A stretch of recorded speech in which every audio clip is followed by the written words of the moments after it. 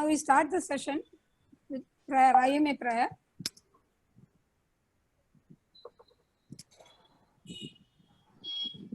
So IMA prayer, may everybody be happy, may everybody be healthy, may everybody be free from pain, may everybody be free from sorrow, may be the healing pure beyond every greed and lure. Physician's prayer. Dear Lord, thou great physician, I kneel before thee. Since every good and perfect gift must come from thee, I pray, give skill to my hand, clear vision to my mind, kindness and sympathy to my heart. Give me singleness of purpose, strength to lift at least a portion of the burden of my suffering fellow men, and a true realization of the rare privilege that is mine. Take from my heart all guile and worldliness, that with the simple faith of a child, I rely upon thee. Thank you. Now, Dr. Subramaniam has come. Welcome speech by Dr. Subramaniam. Is there, Dr. Subramaniam? So if he's not there, I'm welcoming everyone to this afternoon session. I know everybody wants to have a nap after lunch, but I think the speakers will keep you alert and awake. So before starting the session, all of you know that Ms. Soumya from MedPiper Technologies is coordinating with us for the last 1 week till few minutes ago to conduct this program successfully. So I invite Mr. Nitin Chandran Nair, CEO of MedPiper Technologies, to say a few words about his organization and how we doctors can get benefited from this. Thank you. Over to Mr. Nitin. Sir, Mr. Nitin. Yeah, thank you, Dr. Girija. Thank you for your kind words. So, hello, doctors. Good afternoon. Thank you for your time this Sunday. What we at MedPiper Technologies do is we enable doctors to discover more work opportunities, better work opportunities. It's not that the work opportunities aren't there. What we have come across is that there is no transparency. Hello. Yeah. Hello, everyone. So MedPiper, we started off with a simple proposition. Doctors should have all the information that you need to decide what, be it with regards to wages, be it with regards to hospitals, or be it with regards to any other opportunities that is available to you. And the current technology products also, bringing them up to date so that it becomes easier for doctors to discover more opportunities. Very simple proposition. And we are highly obliged to Dr. Girija, Dr. Kailash, Dr. Gauri Shankar for giving us this opportunity to be here and be a part of this program. Thank you. Thank you, Nitin. So now I invite Dr. Amarnath to introduce the first speaker, Dr. Gauri Shankar. Amarnath there? Dr. Amarnath?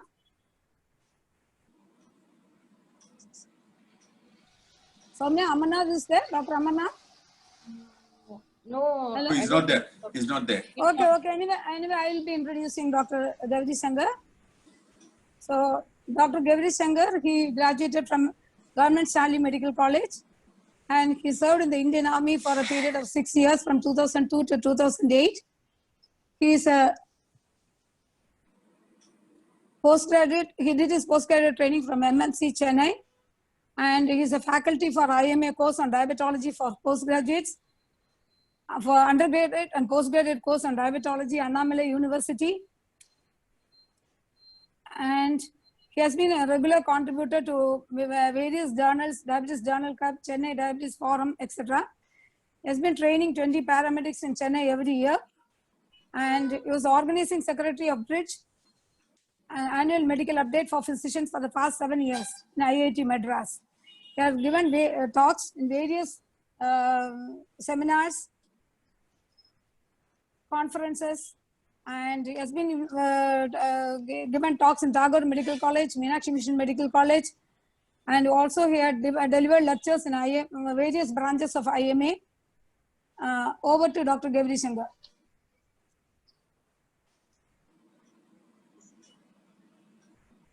Respected Girija Madam, respected Kailash sir, good afternoon, senior delegates, friends. Would like to sincerely thank Madam and Sir for giving me this opportunity. Thanks MedPipers for coordinating everything. So over the next 40 minutes, that's what I was told. I will just ponder upon the simple topic, diabetes made simple. So I have done this topic in such a way like this is absolutely, there are no conflicts of interest. So just because we are moving, we are no pharma industry is there, we will just speak simple science. That is the objective of this talk. We'll just see as much as possible. I will just keep it as much simple as possible on the management of diabetes. Just give me a minute, please.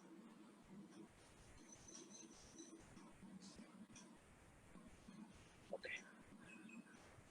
Yeah. So there are so many studies. If you see, like there are so many big. We will just over the first next 10 minutes, we will just see simple 3 concepts that we need to learn, that we need to understand. I'll just make it clear. Then we will move on to this pharmacotherapies, how we can manage in a very, very simple way in our clinical practice. So the first concept that we all need to know is, there are so many studies like UKPDS study, which was done in drug-naive people. The average age of the people were about 53 years. What they tried to do was, by various pharmacotherapies, they tried to bring the HbA1c from 7.9 to 7. At the end of the study, there was a follow-up study which was published in 2006. So we'll just keep it aside. At the end of the study, UKPDS, there was no major macrovascular benefit, but there was some microvascular benefit. So no CV event by treating diabetes, we were able to establish in drug-naive people by bringing the HbA1c from 8 to 7. ACCORD trial is one trial which was robustly conducted, about 12,000 people. They were all high-risk diabetes, age about 62 years. They tried to bring the HbA1c to less than 6 by various means.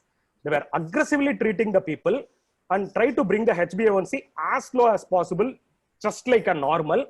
But at the end of the study, what they knew was, it was associated with high risk of mortality in ACCORD trial. BADT is also almost a similar trial, where the HbA1c they tried to bring from 8.4 to 6.9. There was no micro, no mass, as well as no macrovascular benefit. ACCORD proved worst mortality, whereas BADT study showed there was no improved outcome. Advanced trial in the intensive arm, where gliclazide was used, again tried to bring the HbA1c from 7.3 to 6.5. There was some benefit with respect to nephropathy, but there was no benefit with respect to retinopathy. There was no benefit with respect to macrovascular events are concerned. There was no heart-related ailments or a stroke or a CV events was getting benefited even in the advance. So if you see all these huge mega trials which were conducted till 2010, by treating diabetes, there was some benefit with respect to microvascular event, but there was no benefit with respect to the macrovascular events.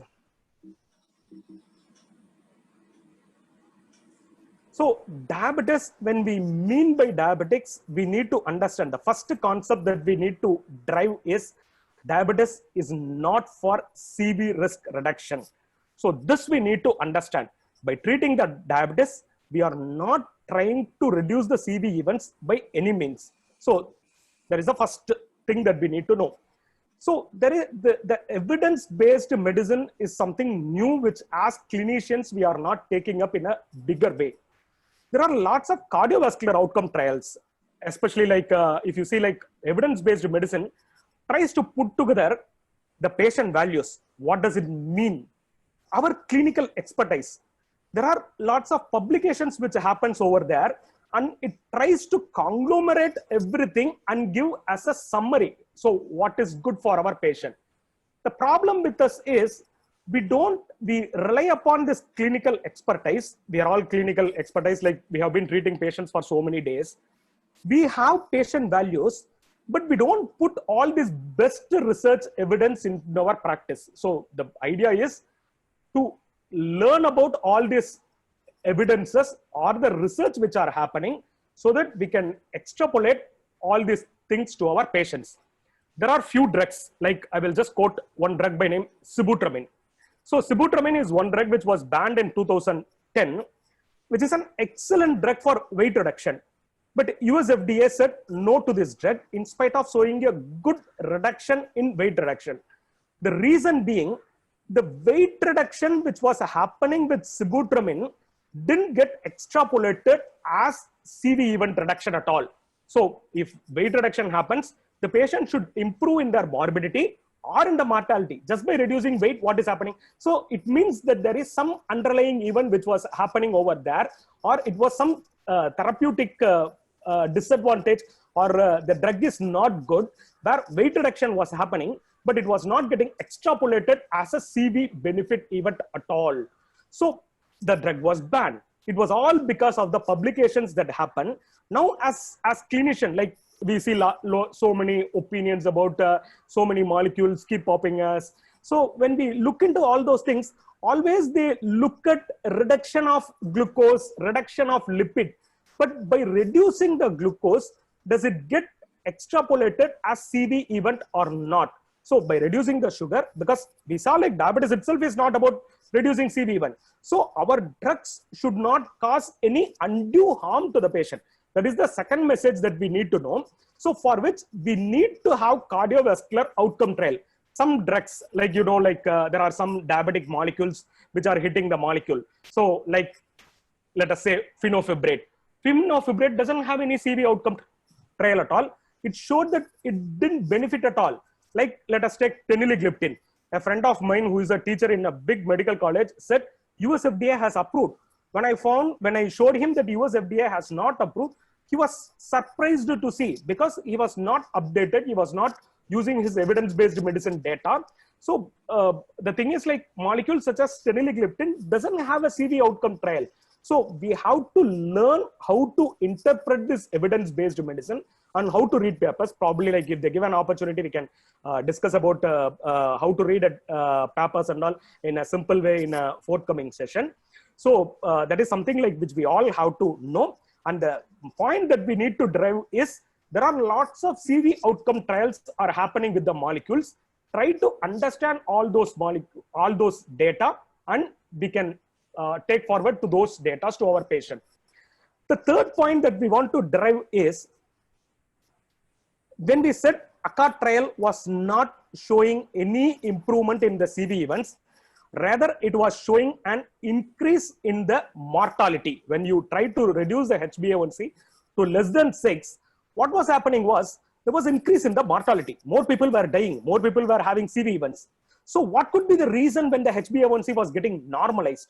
So there was one arm where the HbA1c was standard, like where the people were not aggressively treated, which is shown in the blue line over here. There was another arm over an orange line over here, like where the people were intensively treated.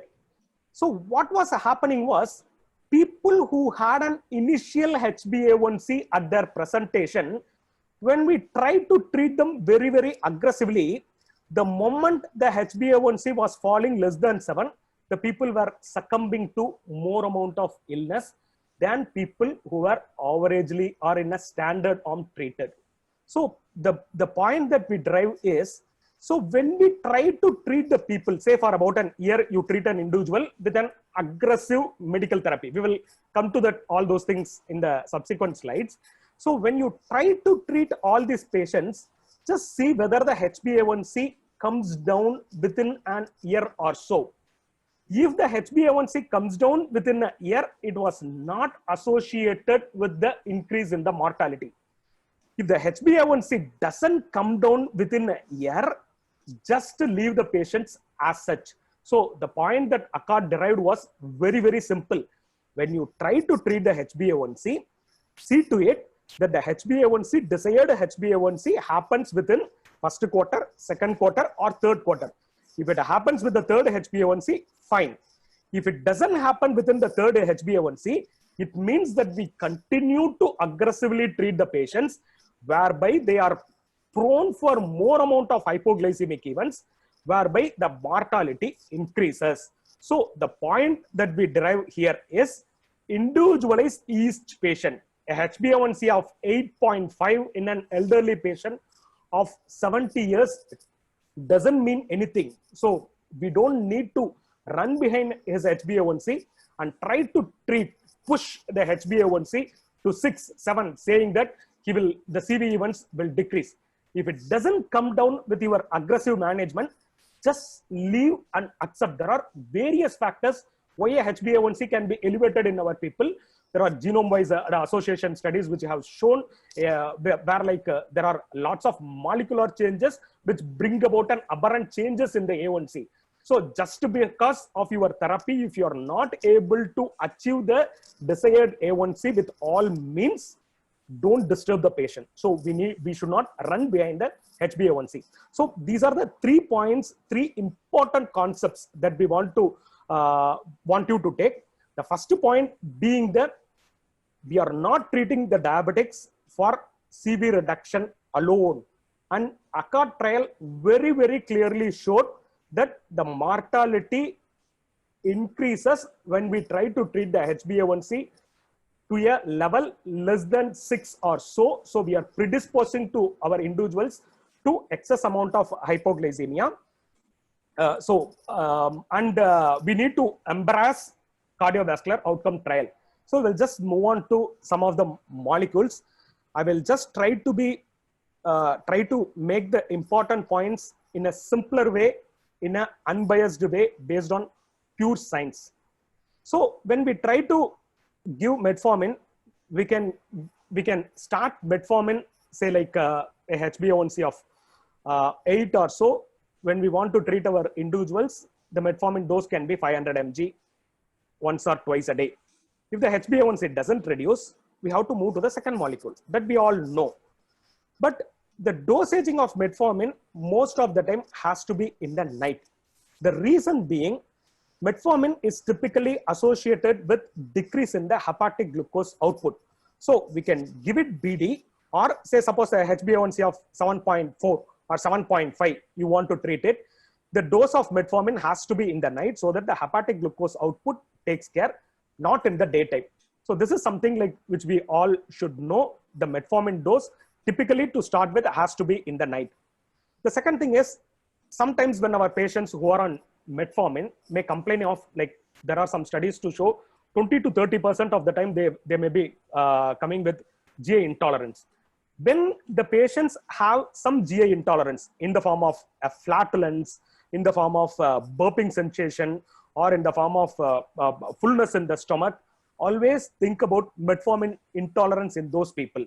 So how else you can address these patients? You can just, if you are using a fixed drug combination in those patients, take metformin away from the fixed drug combination. So if you are using, say, a DPP-4 inhibitor with metformin or a sulfonylurea with a metformin, take away metformin from that combination and try to use metformin in a different type of technology where it is being synthesized.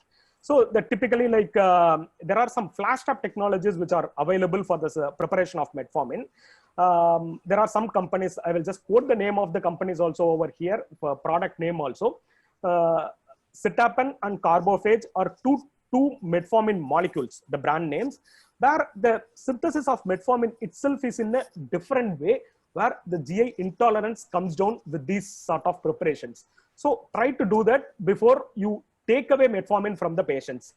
So should we give routine B12 supplements when we give metformin to our patients? So that is a very crucial question, because lots of studies show that metformin is associated with B12. So if you try to see just to measure B12, it may show that metformin is associated with B12 deficiency.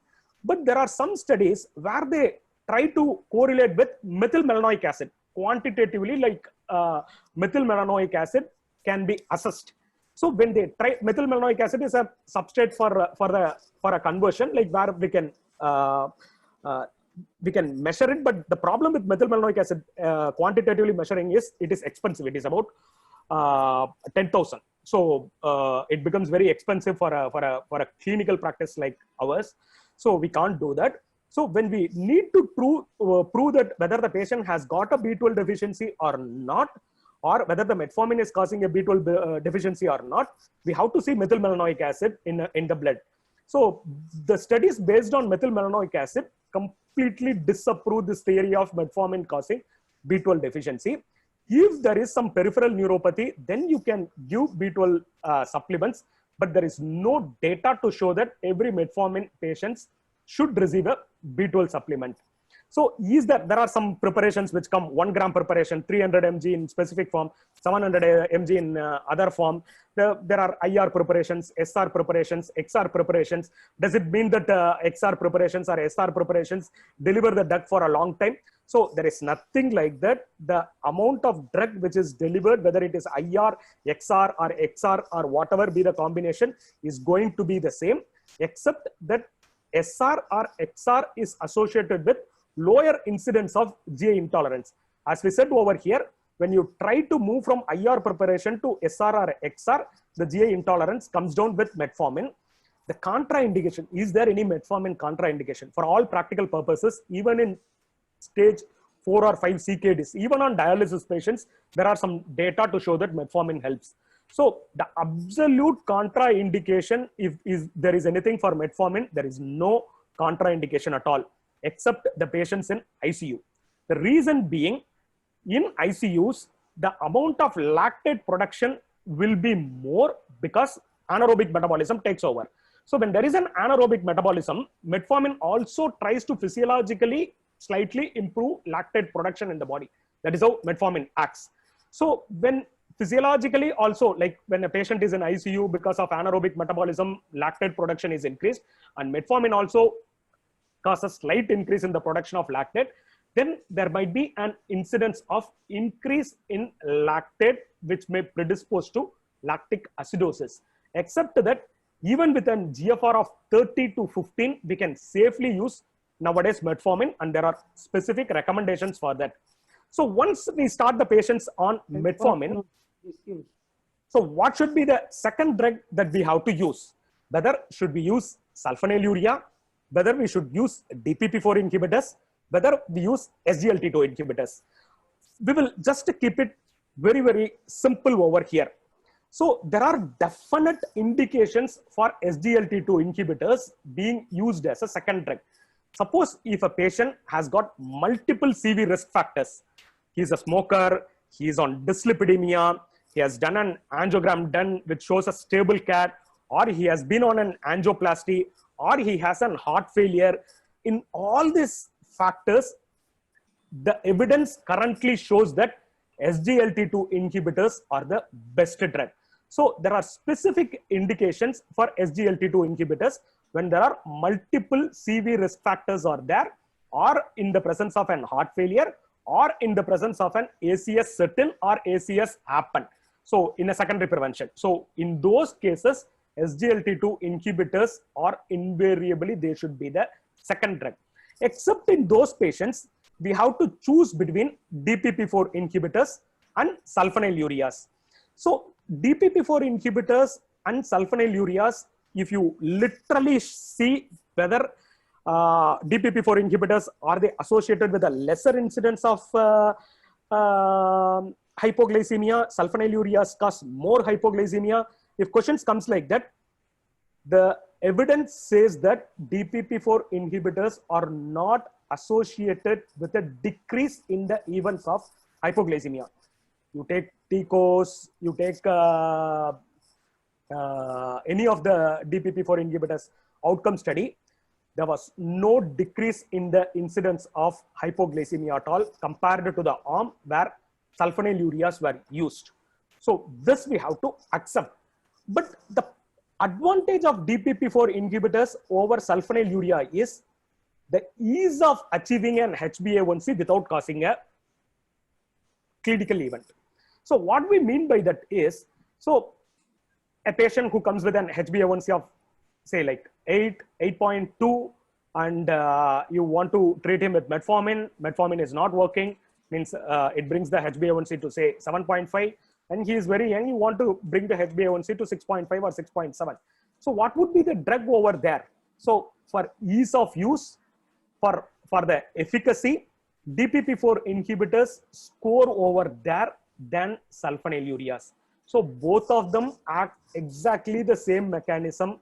If you see the molecular wise mechanisms, almost they are, though they are incretin mediated pathway, how they act in the beta cells, it is all acting through the CMP mediated mechanism. So both of them have got exactly the same mechanism. But DPP4 inhibitors are slightly better than sulfonylureas for ease of use of the patients. So of the DPP4 inhibitors, what DPP4 inhibitors we can use? We discussed earlier, teneligliptin is not a molecule which can be used in clinical practice, not only because of the QT prolongation. It doesn't have the CV outcome trial, and there are other safe molecules which are available for the same cost, which are much studied. So for this reason, I think teneligliptin we have to drop. Sitagliptin has got extensive, robust studies available. Linagliptin also has got extensive, robust studies available, but they are still priced costlier. So about 45 to 50 rupees they cost. And vildagliptin is one molecule which has become cheaper. So when we remove the other two molecules because of cost alone. So linagliptin, even in a dialysis patient, it has been studied. So the one single indication for linagliptin in most of our patients is patients who have a kidney disease. So very good. It is metabolized at the level of plasma, and it doesn't cause any drug accumulation. So it can be even used in dialysis patient. Sitagliptin has been robustly studied, but still the cost of these molecules is higher. So we can just take vildagliptin alone can be used by most of our patients. But the one concern about vildagliptin is always see to it, like even the labeling of vildagliptin says, the transaminases, if they are elevated, if the SGPT is say more than 80 to 120, don't use vildagliptin. And when you use vildagliptin, always keep monitoring SGPT also, so that there are some concerns about vildagliptin causing an increase in the transaminase level. So this is something which we should know. And typically, if you give once a day vildagliptin of 50 mg, will do the postprandial blood sugar for most of our patients. And I personally feel it need not be given twice a day. So there are various reasons why it is being projected, how the incretin activity comes, why should we address it twice a day. But for all practical purposes, for all clinicians, I feel vildagliptin can be very well given once a day for taking care of postprandial blood sugar, and 50 mg once a day will do. So what is the take on Oglibose then? So we need to understand the pathophysiology of diabetes is not about increase in the absorption of carbohydrate from the intestine. So when we try to use Oglibose, that is what we are trying to block. So it doesn't address the pathophysiology. So usage of Oglibose, for the cost that is involved, we have to use it with a pinch of salt. If it is taken as a triple drug combination therapy, say metformin plus sulfonylurea plus Oglibose, if a combination is available and it is cheaper, in those situations we can use. The isolated Ogliboses are very expensive, and we have to use it with a pinch of salt. So when we use DPP4 inhibitors, I personally feel we don't need to use another molecule to take care of the postprandial blood sugar. So we will use Oglibose with some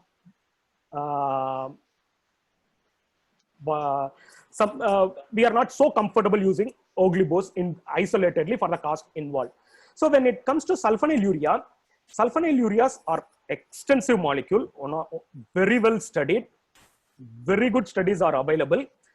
We cannot treat diabetes without sulfonylurea. Of these sulfonylureas, which sulfonylurea can be chosen? So gliclazide is the most studied and the very good molecule available among all these sulfonylureas. It is almost as good as a DPP4 inhibitor. 60 mg half dose you give in the place of any of the DPP4 inhibitors, it will have exactly the same effect. So it will produce a very good control in blood sugar. There won't be any hypoglycemia. The tolerance of the molecule is very good, and extensive studies in whole advanced studies it was used, and there are many good studies available. And this is the most studied molecule also. So gliclazide is the preferred sulfonylurea among these three things. But we need to understand glipizide is the most cheapest and underused molecule. Not that every other patients, they are costlier, gliclazide. So not that every other patient has to be given a glimepiride or gliclazide. Glipizide are very cheapest and very underused. And as far the HbA1c is concerned, they are almost the same. But the thing is, they were started using like 70s, 80s, they started to the clinical use. So we don't have robust data over there. But still, as far the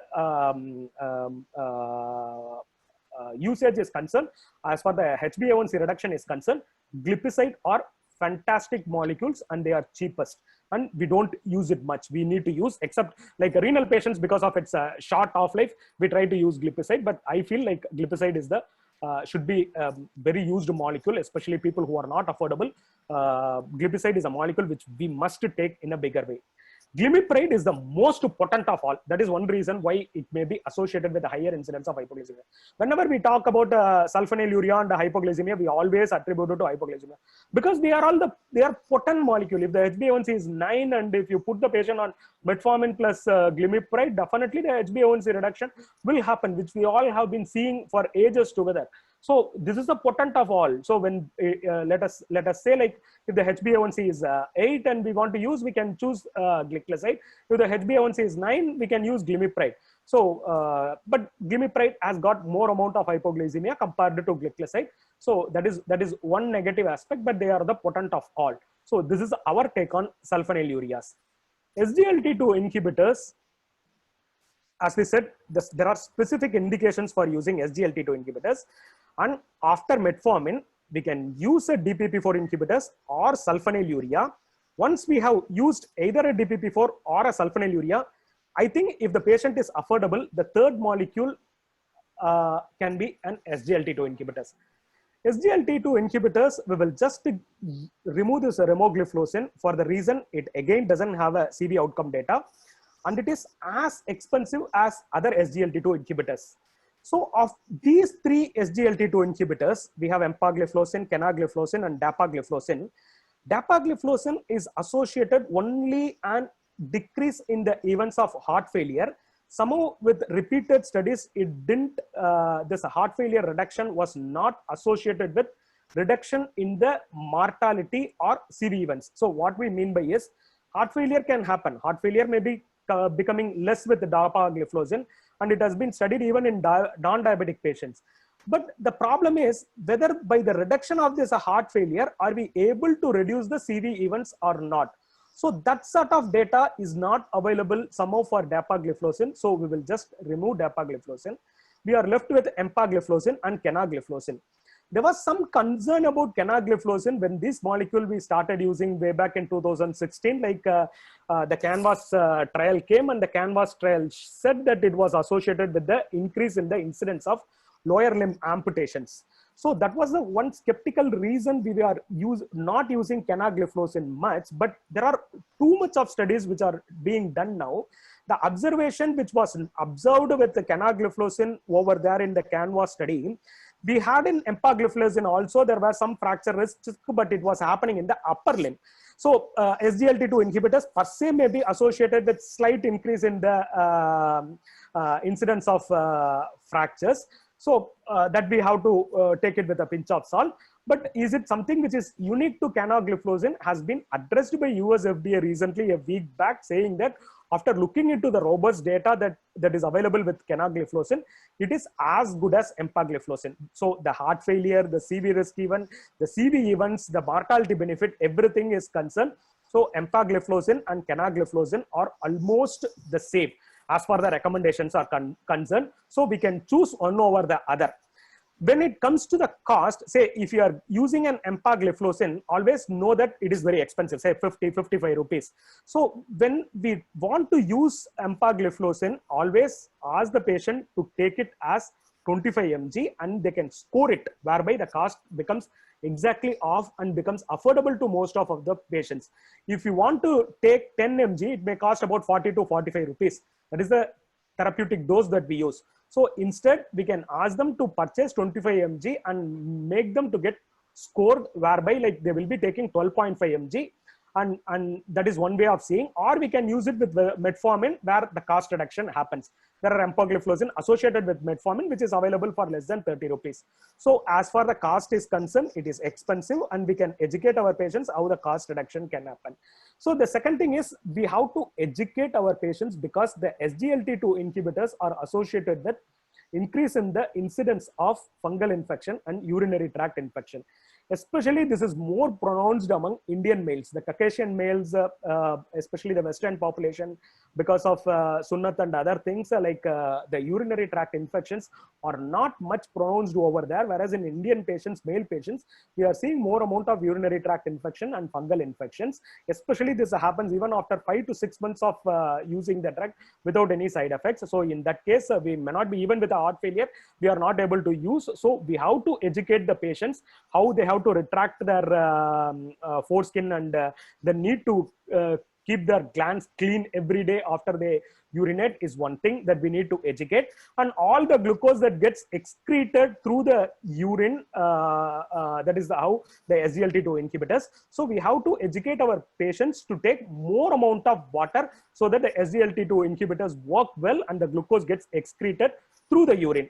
So GLP-1 based therapy, as we move, it is completely no for a general practitioners. I think we can manage our diabetic patients with these oral molecules, 1 metformin, 2 DPP-4 or sulfonylurea, 3 SGLT. If it is not getting controlled, the next thing has to be insulin. GLP-1 based therapies are too much for us, we don't need. And always remember that GLP-1 based therapies are associated with unexplained increase in the transaminases level. And there are some cardiovascular outcome trial which was associated, GLP-1 based therapy are associated with increase in the incidence of gallbladder cancer and pancreatic cancer. So which significantly increased. It is not just hearsay. The companies don't project all these data. So they are associated with cholangiocarcinoma and pancreatic carcinoma, which are very expensive for a normal person. So don't get into this trap, and always use this molecule with a little bit of caution. So when it comes insulin, we will just put it very simple. Only 2 insulins are needed for most of our patients. 95% of the patients we can just treat with these 2 insulins. One is the basal insulin. When we mean by basal insulin, it is glargine, or the normal premix insulins are sufficient for most of the patients. So if you see the insulin talks, typically when we attend in conferences, they always say like severe hypoglycemia. This is from NEJM, glargine and degludec. When we try to compare the mean number of episodes per patient, they will say, oh, this much amount of thing. And relative risk is, so much, p-value so much, confidence interval so much. Everything, if you see it with a scientific eye, they will project the data as if like every other patient is going to land up with a hypoglycemia. So we need to understand there is something called as relative risk and something called as absolute risk reduction. Relative risk is comparing between 2 arms. So there might be, in one study, there might be 2 events. In another study, there might be just 3 events. So if you see the relative difference between these 2 studies, it is about 33%, isn't it? So it will show as a very bloated value. But if you see the absolute risk reduction, so really if you treat 100 patients, how many of them are going to land up with 1 episode of hypoglycemia?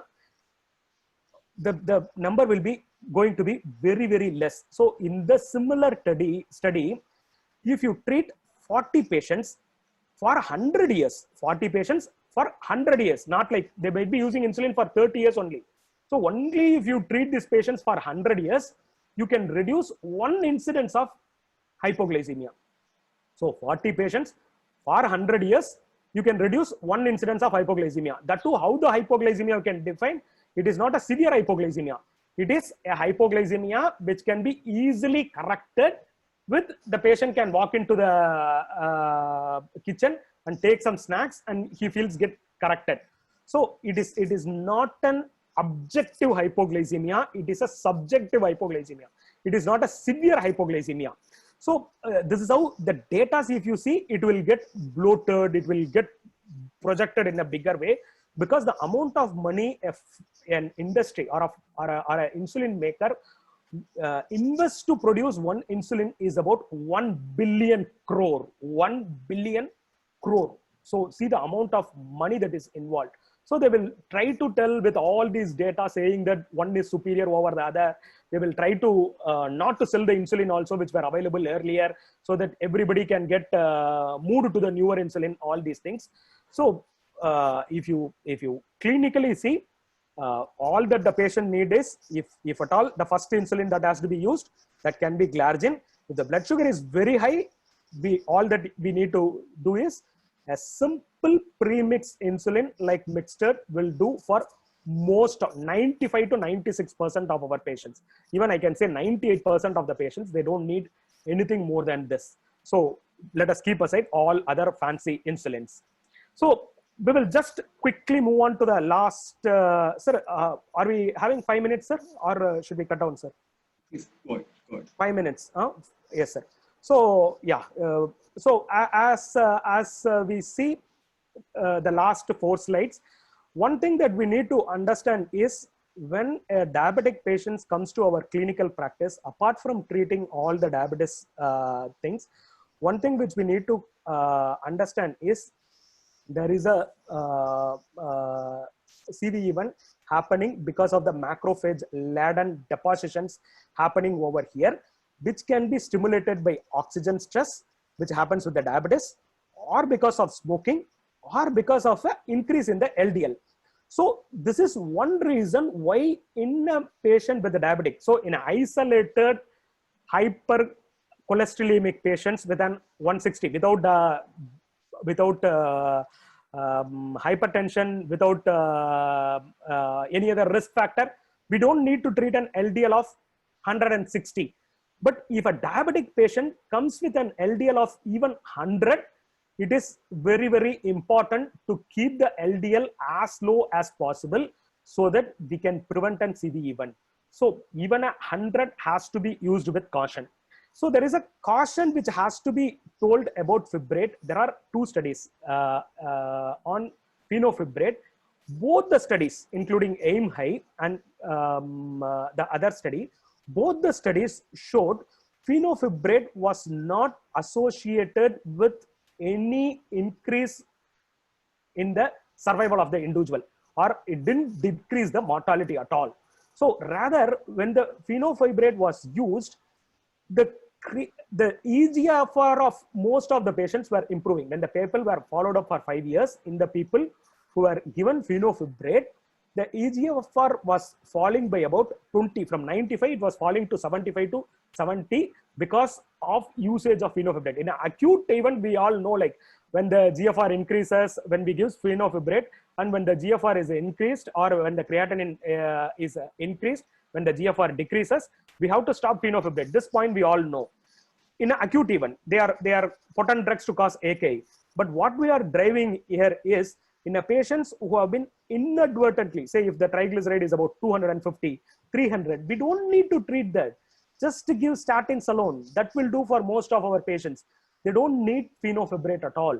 So in a 250 or 300, all that it needs is we have to find out the reason for his hypertriglyceridemia, whether his glucose intake is higher, whether his diabetes is getting adequately controlled, is he a hypothyroid, is he on any beta blockers, is he consuming any excess amount of alcohol, or his HbA1c is higher. Look into all these modifiable factors, and if his carbohydrate intake is higher, try to reduce that. That is what is important in all the patients. Just don't put something like Rosubas-F, Tonac, TG, all these things. So all these fibrates, most of our patients doesn't require. When we should use fibrate in our patients? Only when the triglyceride is more than 500, just to prevent a pancreatic calculi to happening because of an increase in the hypertriglyceridemia. And that is the only situation that we need to treat this triglycerides. Apart from that, we don't need to treat hypertriglyceridemia at all. The next most important thing is, when you see the modifiable various risk factors, even before our diabetes comes over, What is important is how much are we able to treat our blood pressure. So blood pressure monitoring is very, very important for all our patients. So if blood pressure is more than 140/90, the target for all the patients, except for elderly patients, blood pressure must be treated. If there is a proteinuria, it is AS or ARB, preferably ARB should be the first drug. If there is no proteinuria, most of our patient needs is CCB. Well-studied molecule is amlodipine. There are too many dipines now available in the market, benidipine, this dipine, that dipine. They are all not studies. No CVOTs. Don't fall trap for all these newer molecules. So the third drug has to be a diuretic. So this is the simplest protocol for BP reduction. One thing that when we screen our patients, what is very, very important is this urine albumin creatinine ratio. So don't ask for simple microalbuminuria in our patients. Microalbuminuria can happen when you sit and stand, it can happen. If you do go for a brisk walking and check for your urine, there can be some proteinuria which can be picked up as a microalbuminuria. Don't ask for a simple albuminuria or a microalbuminuria testing. So which is not the right way of checking. Rather, we should ask urine albumin creatinine ratio or urine protein creatinine ratio. For 1 gram of creatinine which is getting excreted, for 1 milligram of creatinine which is getting excreted in the urine, how much amount of protein or how much amount of albumin is getting excreted. That is how you can quantitatively and objectively say whether the patient is having a renal events or not. And also, whenever we measure a creatinine, just see EGFR is very, very important in our patients. EGFR calculators are available. Just put age, sex, weight, ethnicity. So EGFR comes. So we should try to document as an EGFR. And whenever we see the renal outcome, so the complications has to be screened with urine albumin creatinine ratio, not by asking a simple proteinuria. The last slide of the day, I will come. Most of our patients, including some of the doctors, are very happy about all these diets.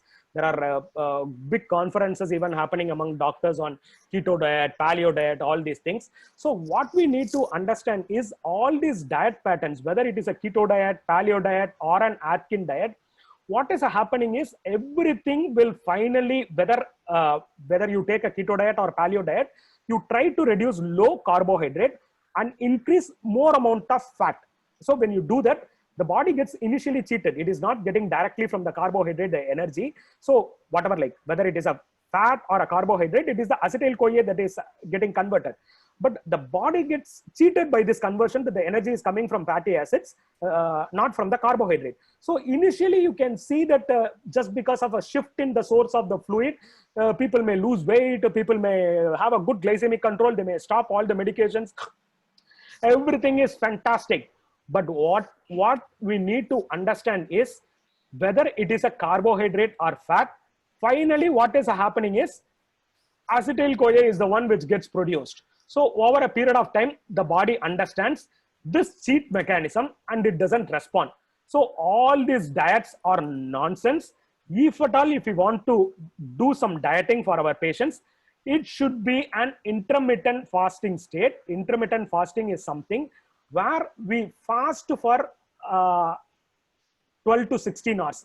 All the 2 meals like which we consume has to be taken within 8 hours, so that when we fast, lot of keto acids gets produced, and these keto acids are a very good substrate as an alternative source of energy for muscles, for heart, as well as for the brain. So that is what most of our patients need to know. So that happens with intermittent fasting, not by this simple cheat mechanism where like when we shift one source of energy to another source of energy. Rather, it should be an intermittent fasting, like where we try to take the food within 8 hours and we give a gap of 16 hours. There is no energy at all coming to the body, and the keto acids gets produced as a substrate for the brain, heart, and muscles. So this is something which we all should know about intermittent fasting. With this, I conclude. I'm happy to take any questions. Thank you. Now, I've been asked to introduce Dr. G.S. Kailash.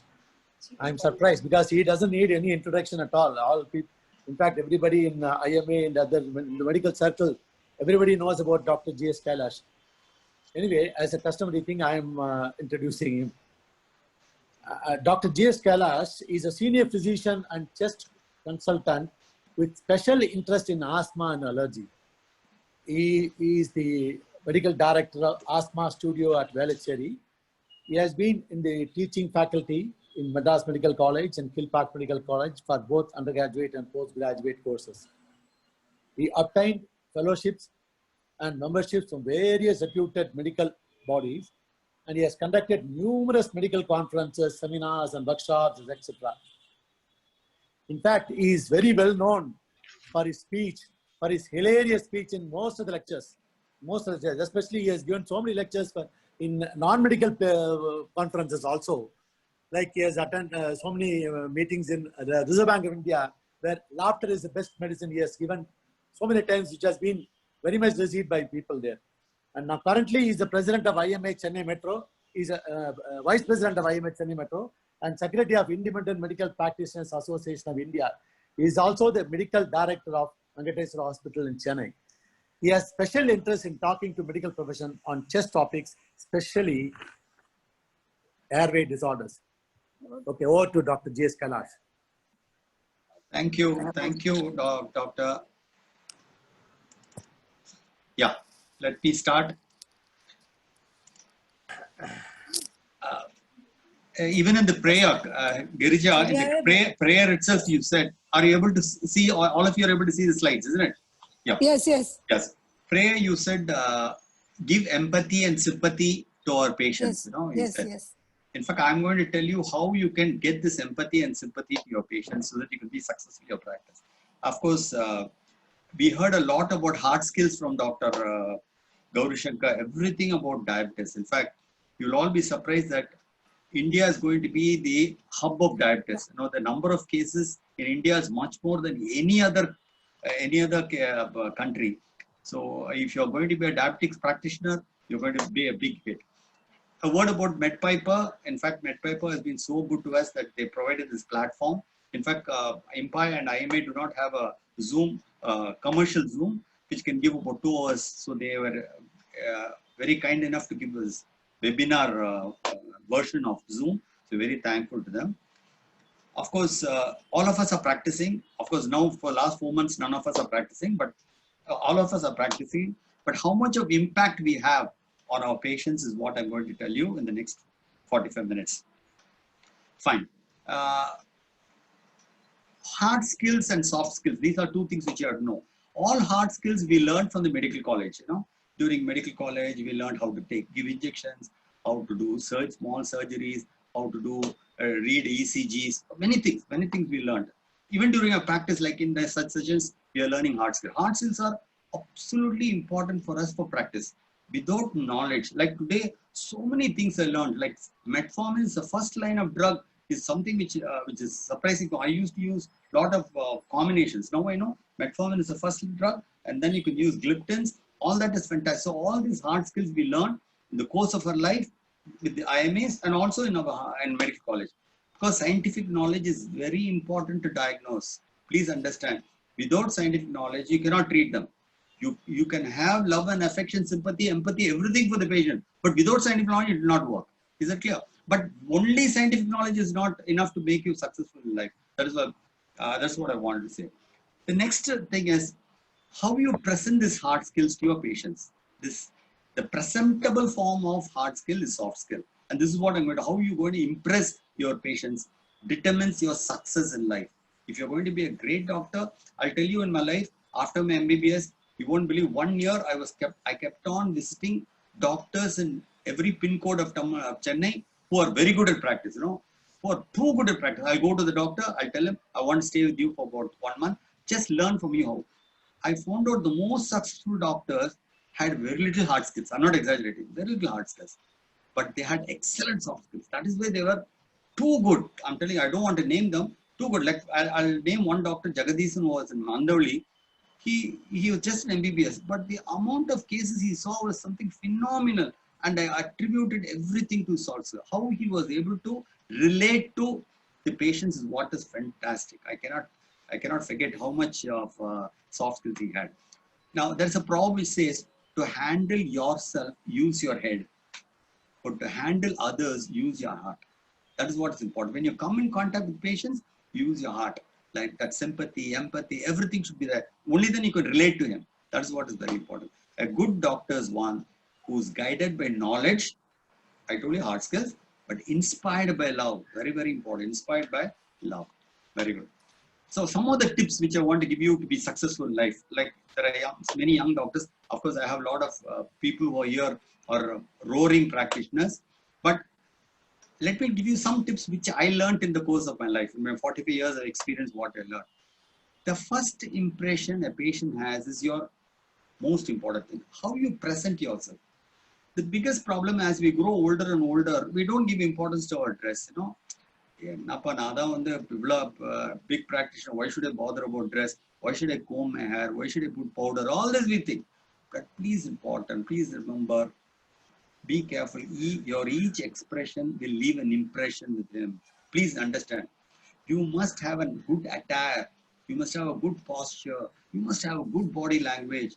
Pleasant smile. All this very important. The moment the patient comes in, you must give that fantastic smile, which makes him, you relate to him nicely. That is very, very. In fact, I worked for 5 years with Dr. P.C. Reddy. When I finished my MBBS 75 to 80, I was with P.C. Reddy in HM Hospital. In fact, I learned so much from him about soft skill. I'm not exaggerating. The dress, in fact, we used to admire. Those days in 1975, he had about 75 to 80 suits. And every week he'll have different suits. The way in which he dresses and comes is phenomenal. People used to get enamored to see him. The moment they see him, oh God. So please, all padi, aadai padi, they say. So please be there. From tomorrow onward, see to it, you go in a well presentable manner to your clinic. Don't put on a, nowadays you've seen youngsters just come with a bunion and all to the clinic. Please don't. Bunion means, t-shirt. Please don't do it. T-shirt, don't do it. Come with a attire which suits you. Please understand.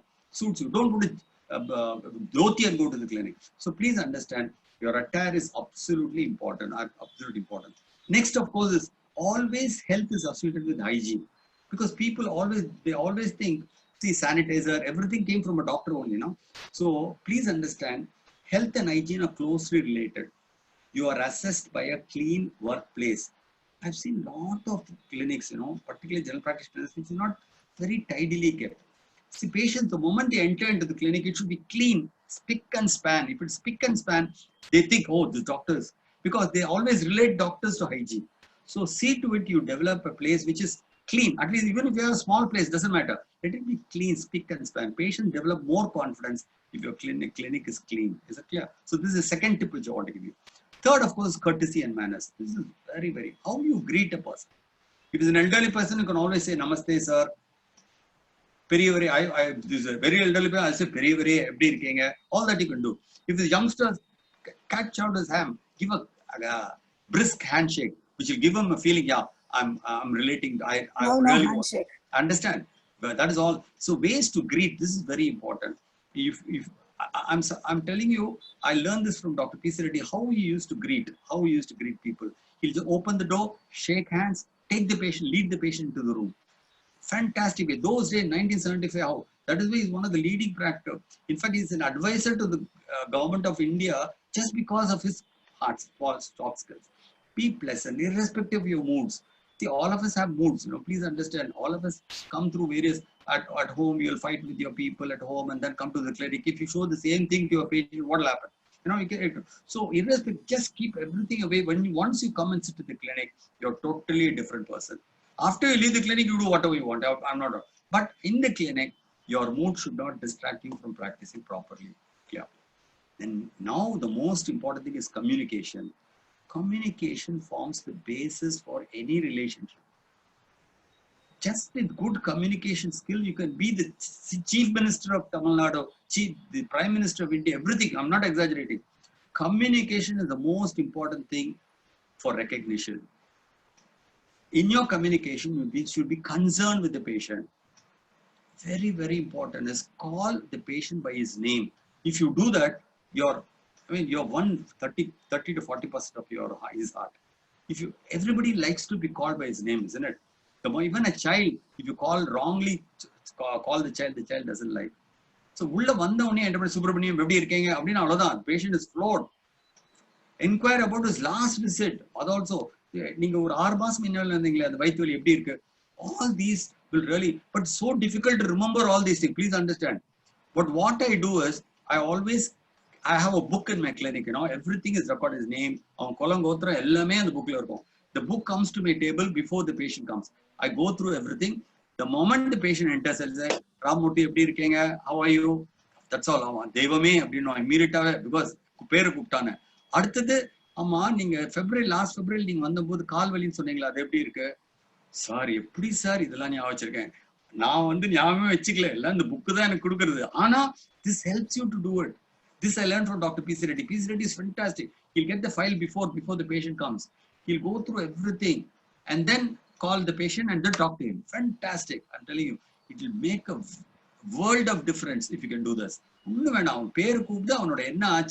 In fact, if you're able to relate other relatives, உங்க பொண்ணுக்கு அன்னைக்கு problem இருந்தது எப்படி இருக்கு, அப்பா அவ்வளவுதான், எல்லாரும் ஒய்ஃபும் floor ஆயிடுவா. So please understand, inquire about his last visit, about first and the concern kaha idala. But these are ways, techniques. There are some techniques to do this. Of course, soft skills are techniques. Then only you will develop a rapport with the patient. Next, of course, in listening. Very, very important. Lot of us don't listen to our patients. We are only hearing them. In fact, அவனை கேட்கும் போது வேற கையெழுத்து கொண்டிருப்பான், check வந்துக்கோ, நீட்டு வா, எதையுமே கேட்கிற மாதிரி கேட்டுட்டே இருப்போம். Please understand, you should talk in a way that people should love to listen to you. You should listen in a way that people should love to talk to you. This is very, very important. Patients enjoy talking. எல்லா பேஷண்ட்டும் அவன் சொல்றது, அதுவும் சில patients வந்தானா 1952ல இருந்து ஆரம்பிப்பான், அப்பல இருந்து ஆரம்பிச்சு ஒன்னு சொல்லிட்டு வருவான். In fact, sometimes it becomes so difficult. But he is very happy and satisfied if you listen to him. So sometimes நமக்கு டைம் இருக்காது, கன்சல்டன்ட்க்கு ஒரு half an hour கொடுக்கறதுனால ஏதாவது டைம் இருக்கலாம். பட் ஜெனரல் பிராக்டிஸ்ல ரொம்ப ரொம்ப tough. So what I do is, if ரொம்ப பேச ஆரம்பிச்சா கொஞ்சம் லீடிங் கொஸ்டின்ஸ் நடுவில் கேட்பேன். I never disturb him while he's talking. But ஒரு 2-3 லீடிங் கொஸ்டின் அவனை டைவர்ட் பண்ண ஆரம்பிச்சிருவேன். But nowadays what I do in my patients is, I have a counselor in my clinic. So first அவளை ஒரு கோட்டு போட்டு ஒரு டாக்டர் மாதிரி உட்காந்து வச்சிருவேன். அவள்கிட்ட போயிட்டு எல்லாத்தையும் சொல்லுவோம்.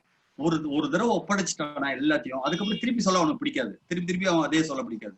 ஸோ சொன்னதுக்கு அப்புறம் எங்கிட்ட அது எல்லாமே எங்கிட்ட ஸ்லிப்ல வந்துடும். So I ask him some questions from that. So it saves a lot of our time also. இதெல்லாம் simple things by which you can happily practice without keep on hearing, because some of the patients can be really troublesome. I'm telling you, patient பேசி தள்ளிடும். In fact எனக்கு ஒரு lady இருக்கா, எப்ப பார்த்தாலும் ஒரு ஸ்லிப்ல அவளோட அதே ஸ்லிப்பை வருஷக்கணக்காக கொண்டு வரும், அதே தான் சொல்லிட்டு இருப்போம். வேற ரொம்ப ரொம்ப கஷ்டமா இருக்கும். Please understand, but you can all do with all this by either having a counselor. If you can't afford a counselor, then ask some leading question in between. அவனை கேட்கற மாதிரி there is listen to him. வந்த உடனே நீ எடுத்த உடனே செத்து வச்சா அவனுக்கு பிடிக்காது. Please understand. Take some time. Let him have a feeling that you listen to him and then give him reply. Good communication also is a good for doctor-patient relationship. Never, because நீ பேச உடலைனாவே barrier develop ஆயிடும் உனக்கும். Have a sense of humor. This is very, very important. Humor is there's a problem which says humor is the essence of life and patience is the sense of life. Patience also. Patience is the sense of life. Please understand. If of course, I remember நான் ஒரு doctor practice பண்ணும்போது 1975ல patient வந்த உடனே injection போடுறேன். எல்லாம் பேசி முடிச்சதுக்கு அப்புறம் அழகா கேட்பாரு, உங்களுக்கு என்ன இன்ஜெக்ஷன் வேணும், ஸ்பெஷல் ஊசியா சாதா ஊசியான்னு கேட்பாரு.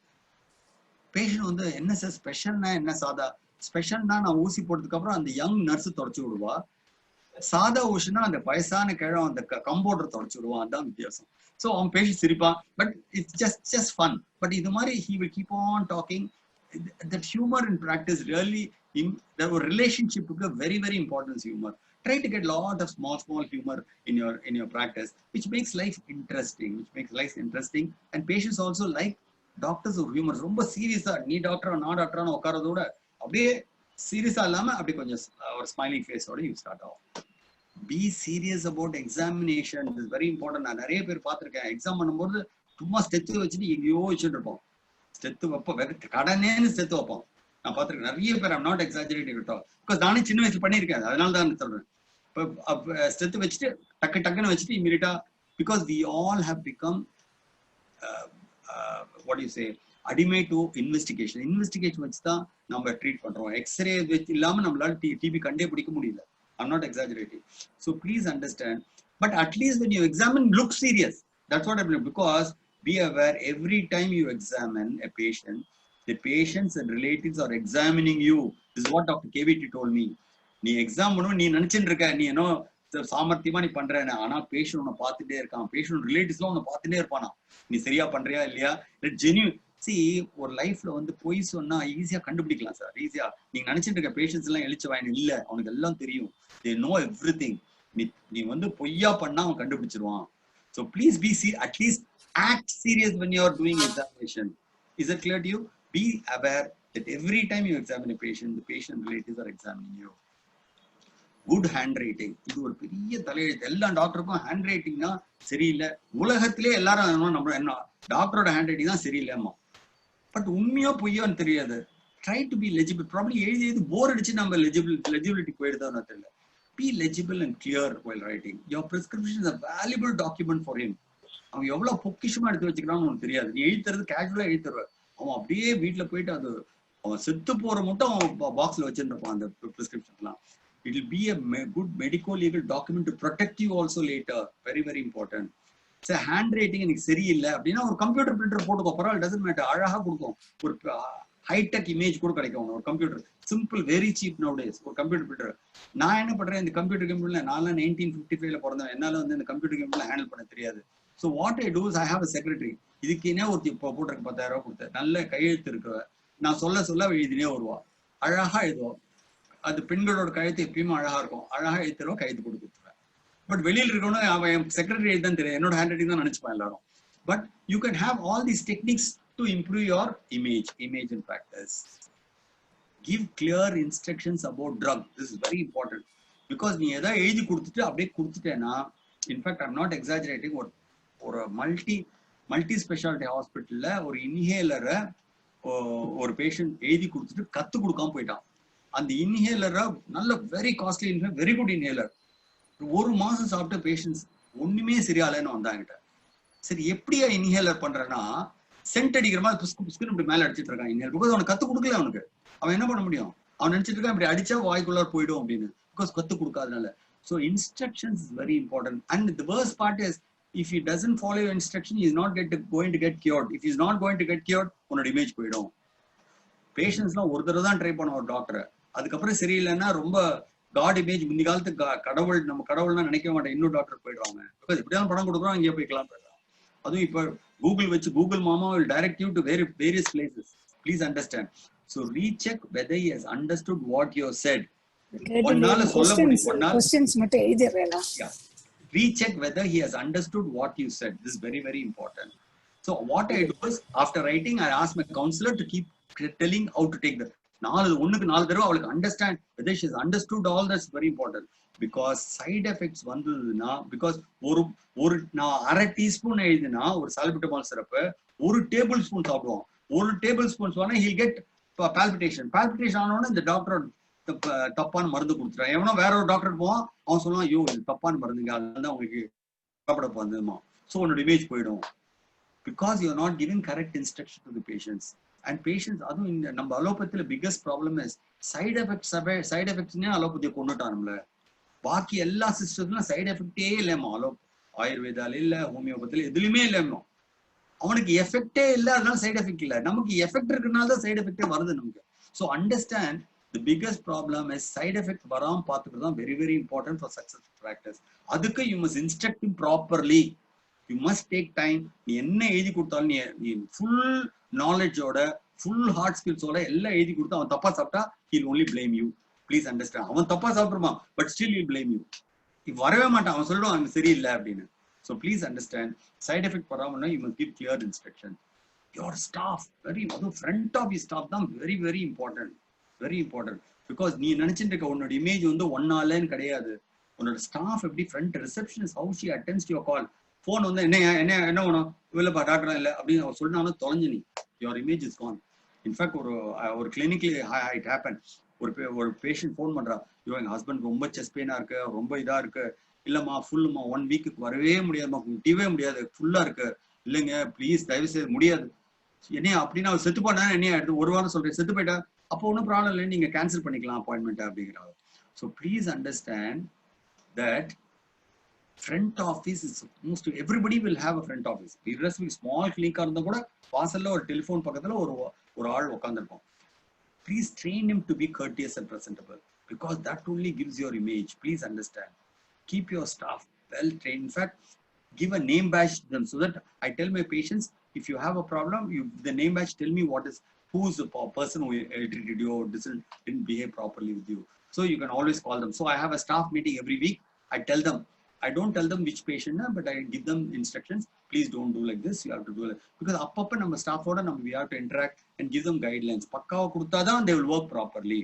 In fact, another way of getting into the heart of the patient அப்படின்னா greetings.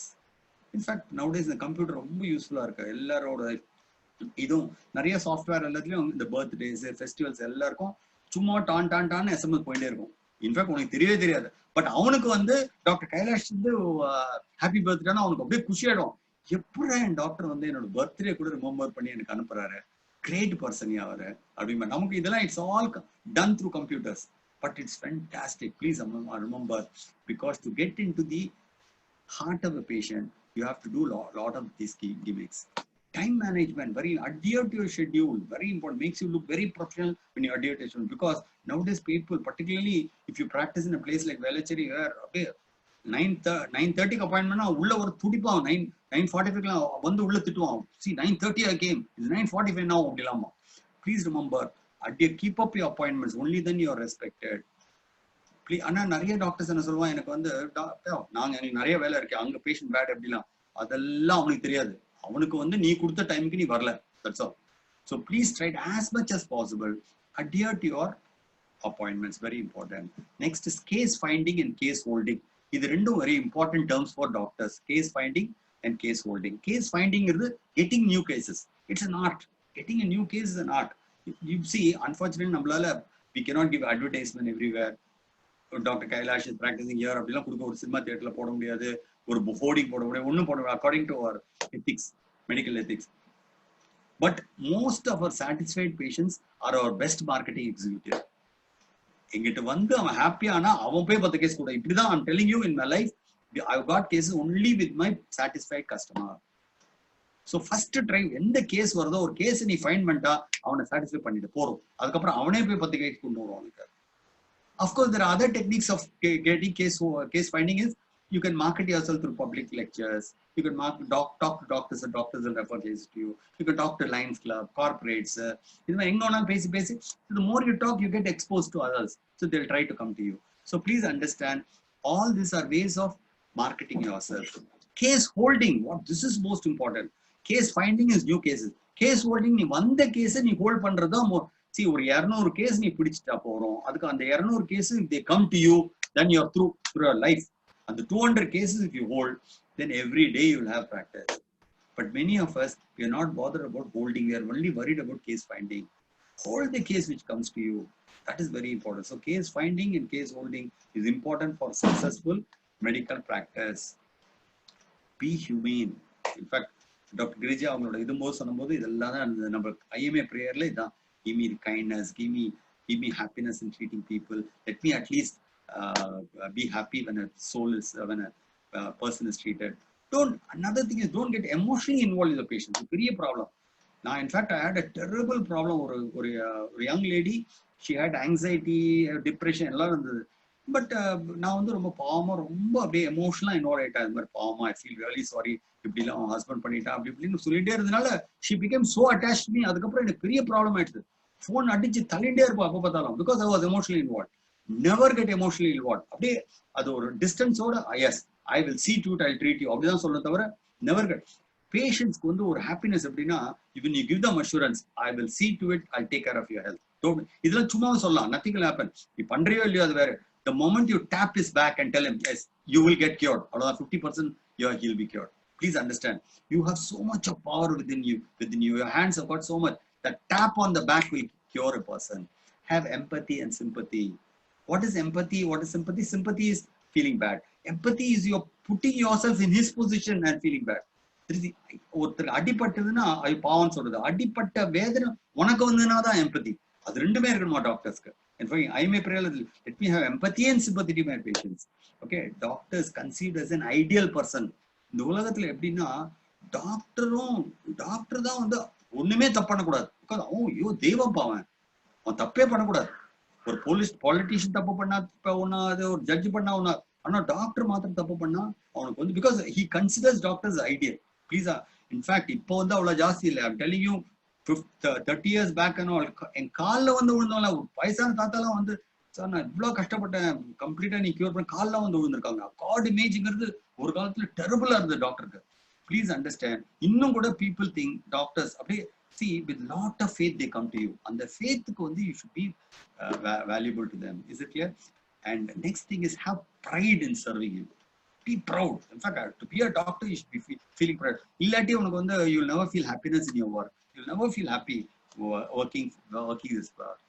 Accept your limitation and have courage to say I don't know.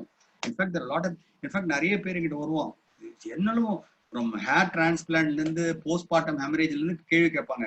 எனக்கு தெரியலன்னா நான் தெரியலன்னு சொல்றேன். தெரியாது, so what? In fact, அது ஏதாவது தெரியற மாதிரி காமிச்சு அது மெஸ் பண்ணி அது டெரிபிளா மெஸ் ஆச்சுன்னா அந்த கேஸ் தான் you will get in trouble. So it's better you have the courage to say I don't know about this. Nothing will happen. Nothing, I'm telling you. They'll feel happy. At least doctor said no, I do not know. You can always say I'm a chest patient, I don't know about postpartum hemorrhage. Doesn't matter. Is it clear? But don't mess up the case. எனக்கு தெரியற மாதிரி நினைச்சிட்டு அதுக்கு இந்த மாத்திரை டாப்லான் அப்படி இப்படின்னு போட்டு சொதப்பிட கூடாது. Please understand.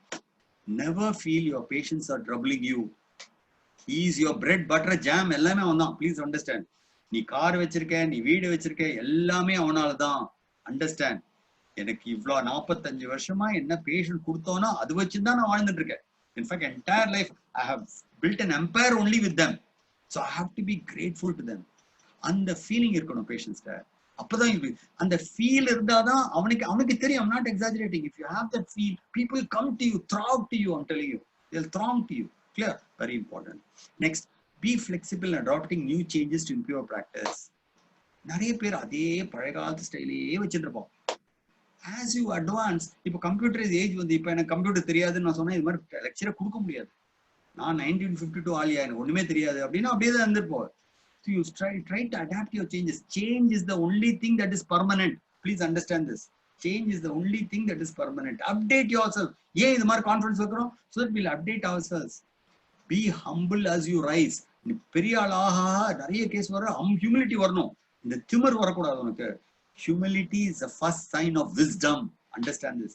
The beautiful proverb says, humility is the first sign of wisdom. Don't talk ill of your colleagues. ஐயோ இது ரொம்ப சொல்லி தரணும் எல்லாரும். பிகாஸ் நீ நினைச்சிட்டு இருப்ப ரெப்ரசன்டேட்டிவ் எல்லாம் வந்து சொல்லுவான், sir I'm very happy sir, I'm very happy to see you so early. அவன் ஏன் ஏர்லியர்னா வெளியில கேஸ் இல்லைங்கிறதா சீக்கிரம் உள்ள வந்திருக்கான் உள்ள பாக்குறதுக்கு. அது தவிர்த்து அவன் சொல்லுவான், இந்த டாக்டர் என்ன கேட்பானா, பக்கத்துல அங்க டாக்டர் ரமேஷ் இருக்காரு, அவருக்கு கேஸ் எப்படி, அவருக்கும் இல்ல சார், எல்லாருக்கும் இல்லைன்னு சொல்லிட்டு போயிடுவான். அங்க போயிட்டு அவர்கிட்ட சொல்லுவான், சார் டாக்டர் கைலாஷ் வந்து உங்களுக்கு கேஸ் இல்லைன்னு அவர் சொன்னது ரொம்ப சந்தோஷப்பட்டார் சார்மா. So தயவு செய்து never talk ill of your colleagues to anybody. Please understand this. Please understand, your colleagues are the one who are educating you. இன்னைக்கு டாக்டர் கௌரி சங்கர் 4 பாயிண்ட் கொடுத்தானா is educating me. அது மாதிரி ஒவ்வொருத்தரும் அந்த humility you should come from within. Is that understand? So don't talk ill of. If you want to be as a successful medical practitioner, you must be humble. You must don't talk ill of other and try to update yourself. Never look sickly in front of patient. This is very, very important. Patient அப்படியே சொங்கி மாதிரி உட்காராதீங்க. ஒரு எந்தூங்கிறது இருக்கணும். You see the doctor how ஜாலியா இருக்கா இது பண்ற பாருங்க, அது மாதிரி enthusiastic. Don't be a workaholic also. இன்னொரு பெரிய ப்ராப்ளம் தான் எல்டர்லி டாக்டர்ஸ் எல்லாம் எப்ப பார்த்தாலும் காத்தால 8 மணிக்கு போனா ராத்திரி 8 மணிக்கு தான் வருவோம். In fact I had one doctor அவ பொண்ணு வந்து அவ அப்பா வந்து சண்டே மாமானே கூப்பிடுவா. I'm not exact because Sunday ஒரு நாள் தான் வீட்டுல இருப்பார். சண்டே மாமா பிகாஸ் சண்டே தான் பாக்குறாரு. So please understand, don't be a worker. Balance your work and family. ரெண்டுமே இருக்கணும். You must as much importance your work. So apna happiness irukum. Please understand, life without happiness is a lamp without oil. Useless. It'll go off. So please, in fact, death bed la nariya doctors கேட்டதுக்கு அவங்க என்ன சொன்னாங்கன்னா எல்லாருமே, ஏன்டா நான் இவ்வளோ போய் பேசினே பார்த்து வீட்டுக்கு ஒய்ஃப் சில்ட்ரன் கூட பார்க்காம எப்ப பார்த்தாலும் நான் கேஸ் பார்த்துட்டே இருந்தேன், எனக்கு இப்பதான் தெரியுது இவங்க தான் எந்த பேஷண்ட்டும் நான் டெத் பெட்ல எதுவும் வரல, இவங்க ரிலேட்டிவ்ஸ் தான் பக்கத்துல இருக்கான். ஸோ தயவு செய்து understand, don't be a workaholic, balance work and family. Very you'll become unhappy. You'll be a great doctor, but you'll be unhappy in your life. Work can never tire you as long as you enjoy doing it. What a beautiful statement. Work can never tire you as long as you enjoy doing it. Fantastic. In fact, I've seen Dr. Tillai. He works like a bull. I don't know how much, but he enjoys doing it. That is why he's doing it. In fact, we used to wonder, but he is not getting tired because he keeps on working. He keeps on enjoying doing his job. Is it clear to you? So please understand that enjoy doing whatever you do. Enjoy. That is why your medical practice should be a passion. As a passion, if S.P. Balasubramanian, singing is his passion. So he just enjoyed singing. He made money. Money was a byproduct, but he enjoyed singing. Is that clear? So enjoy doing it. Medical practice is noble. No other practice is called noble. Please understand. Medical profession is the only thing they say. Doctors, nurses are noble. They didn't say politician is noble. The president of India is noble. But doctors and teachers are noble professions. They give a status, different status for you. So you have chosen this noble profession by God. God has given you this to practice. So do this job. Be grateful for it. Because nobility is one of the nobility, I'm telling you, it only happens. In fact, for a female or a daughter-in-law, if is a doctor also, the mother-in-law also feels very scared to talk ill of her. And the nobility, because the profession is nobility. Understand, doctor is the only profession, which is doctor and teachers are the only profession who are noble. So be grateful that God has chosen you to be a noble person. Understand finally one thing. Doctors diagnose, but only he heals. Please understand, only nature heals. All these hard skills which na enna pannalum metformin potu na sitagliptin vitagliptin edu potalum sometimes HbA1c erangave irukadhu, patients settu dhaan povam. Sometimes, I'm not exaggerating, sometimes it will happen. I think Gauri Shankar will agree with me. It can happen to everybody. Na ennallamo inhaler pota kuda wheezing pohadu. Understand? So please understand, doctors only diagnose and treat, but it is God who heals. And the humility namakku varanum. Apdi vandha da you'll be happy, because you don't take it for granted that whatever you do you'll be successful. But adukka knowledge illam, you do your best, but leave it to him for the rest. Okay, very important. Okay, to be successful you need to handle human beings effectively. Adha is, in fact, this is there for every walk of life. I'm telling you, not only with your patients, with your wife, with your father and mother, with your children, all you need is to handle them pakka. That's all. Effective, and then the area, and then the role you play, doctor role play, husband role, then father role, grandfather role, ella role you have to effectively play it. Only then you will be successful in life. You'll be happy in life. Soft skills are the only thing you can apply this in every walk of life also. Soft skills help you to achieve this goal. Have a great career, because you have chosen this career which is noble. In your career, what you learn is more important than what you earn. What a beautiful statement. What you learn is more important. I've learned a lot of things. I've earned also, but I've learned a lot of things in this career. I'm very grateful for being a doctor. In fact, and thank you very much. This is my staff. I have this is old clinic staff, about 7 of them. Very ladies are I have 13 of them, and there are 5 men and about 7 ladies who work with me. I enjoy doing it. In fact, every time I go to a clinic, I enter into the clinic as if it's a temple. I'm not exaggerating. I pray and enter into the clinic.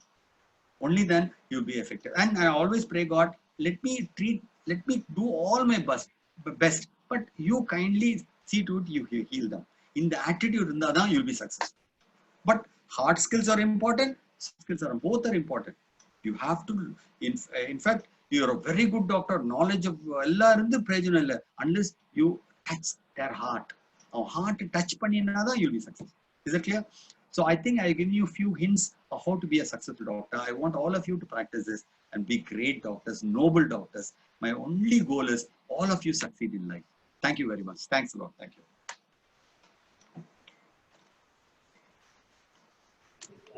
Hello. Thank you, Dr. Kailash, for your wonderful talk.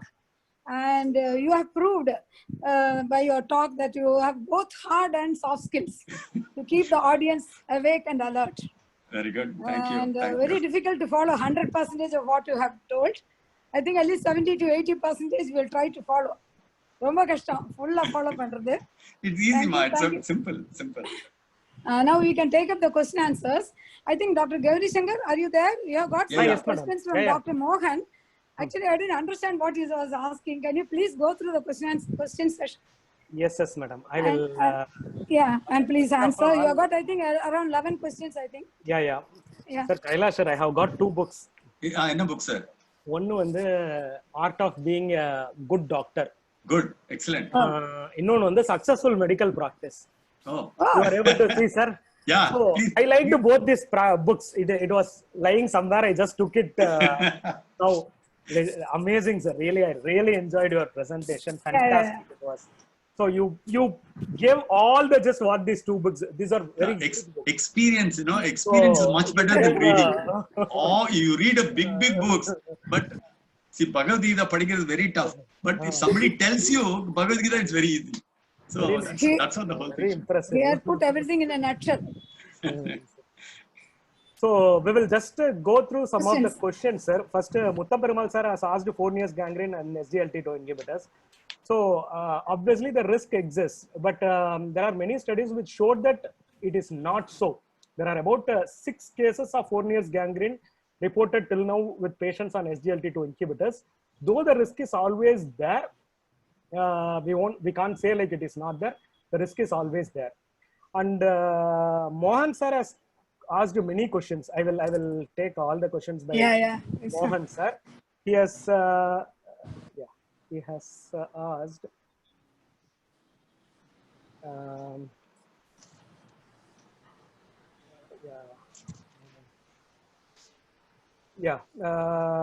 your choice of statin in severe dyslipidemia.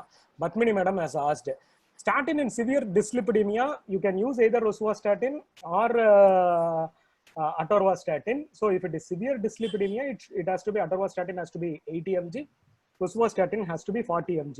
In spite of that, if the cholesterol level is not coming down, the next drug which has been proven now is estimate. Easiest. So, which is available now in fixed drug combinations. So we can use estimab as the second drug. So this is for pure dyslipidemia where LDL is increased. So if the triglycerides are rocketing, say if it is about 1500 or 1800, something like that, if it is so much elevated, there is a role for saroglitazar. Saroglitazar is an Indian molecule. They are trying to make it in a big way. They are testing this molecule. Even they have filed some studies for US FDA approval at all. Probably by 2023 or 24, they are expecting the results. As of now, don't use it left and right as some of us do. So for every hypertriglyceridemia, some of us are writing saroglitazar. Just reserve it to hypertriglyceridemia where it is not getting treated with fenofibrate low dose. So in those cases like where 1000 or 1500, sometimes when we encounter, we can use saroglitazar. So till then, we all know like what the other glitazones have done. They are always associated with some form of malignancy, weight gain, and things like that. So always like we are a bit skeptical. So we have to till the time US FDA approves or some cardiovascular outcome trial, we have to reserve our stand on saroglitazar. So what is your Manimekle madam has asked, what is your opinion about the increase in CV events in the elderly with a tight control, that is HbA1c of less than 7, which has been already answered. Like when the HbA1c goes less than 7, the increase of CV events increases. That is one reason, like what Akkad proved, and we discussed in the first few 3 points that we discussed about The very first event, the very first point that was discussed was this only. So we have to be skeptical about increase in the CV events when the HbA1c goes less than 7. Nandakumar sir has asked, what about eating chapatis instead of rice? Whether it is chapati, rice, millet or kelvaragas, kambu, solam, semia, whatever that we take, it is all carbohydrate. The carbohydrate content may go from 33% to 30% when you use the other form of cereals. It is all branded under cereals. So it doesn't matter what form of carbohydrates you eat. Everything gives the same carbohydrate, same calories. So reduce the carbohydrate content. How you can reduce it? You can include some proteins in the diet, or you can include some complex carbohydrate in the form of starch, kirai. So this is what we can do. Apart from that, like whether you eat chapati or rice is not going to matter at all. But chapati is good because you will know the quantity. So we can always limit it. So 3 chapatis or 4 chapatis, we can limit it. But rice, it doesn't happen. We go 1 serving, 2 serving, 3 serving, 4 serving. So where it doesn't get limited. So that is the one advantage of eating chapati. Apart from that, in the nutritional point of view, there is no edge. So Jawahar sir has asked one clinical case. 45-year-old female type 2 diabetes on tablet glimepiride, 1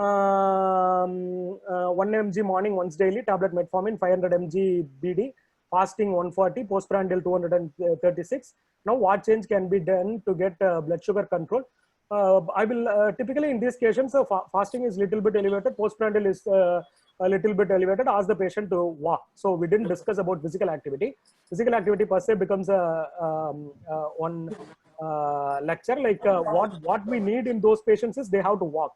The reason why we need to walk is so that the GLUT4 receptors can get translocated from the center of the cells to the periphery so that they can fetch glucose and insulin inside the cell. Some people will take molecules like metformin, sulfonylurea, insulin, but in spite of that, they won't be walking, their HbA1c will be 9. So in these set of people, unless they walk, the insulin will not come inside the cell. Unless they walk, the glucose insulin counter transport will not work. So for both of this to happen, like the GLUT4 receptors has to get translocated from the center of the cells to the periphery. So that will happen only with physical activity. So typically in this set of people, especially with these parameters, like walking will be the next best thing before any molecule. Different people respond to, Professor Chandrasekhar Madhavan sir has asked, different type of people respond to different type of sulfonylurea in a different way. Reasons are difficult to come to conclusion as to which is the best in the beginning. So very pertinent question, like we really don't know, like some of them, like we don't use glibenclamide at all. So, but nowadays, so because of various theses, but there are some publications where people have lived on glibenclamide without any side effects for 50 years. So if we take glibenclamide from those patients, like the blood sugar control goes haywire. So in that case, we will not alter. There are molecular wise, there are some changes. Each sulfonylurea is not unique. So we have to accept that. And if the patient is showing response for that particular sulfonylurea without any hypoglycemia, we will leave it over there. I don't think we need to change the sulfonylurea by any means. Fasting and GLP-1 analog, someone has asked, like GLP-1 analog, as I said, we will be a bit reserved on this, like we will not touch it. Lipaglyn, how it can be used under complications. So saroglitazar is the one which is being asked over here. I said like how saroglitazar can be